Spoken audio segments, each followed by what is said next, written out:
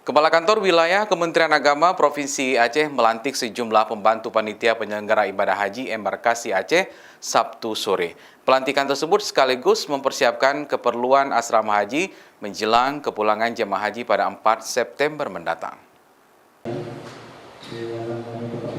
Menjelang kepulangan jemaah haji embarkasi Aceh kloter pertama pada tanggal 4 September mendatang, pembantu panitia penyelenggara ibadah haji terus mempersiapkan segala keperluan jemaah, termasuk asrama tempat persinggahan jemaah haji sebelum kembali ke daerah masing-masing.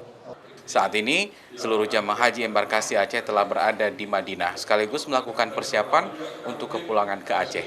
Sementara untuk sejumlah jemaah yang sakit masih dilakukan perawatan di rumah sakit maupun oleh petugas kesehatan haji. Dari Madinah akan kembali ke tanah air, ke debarkasi kita.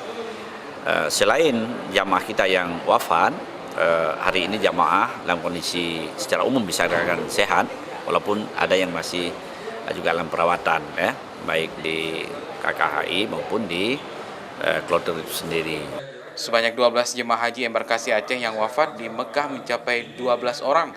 Jemaah tersebut terbagi dari sejumlah kloter dan daerah di Provinsi Aceh. Rata-rata merupakan lansia yang telah berumur 70 tahun dan memiliki penyakit bawaan sebelum berangkat menunaikan ibadah haji. Syahril, Kompas TV, Banda Aceh.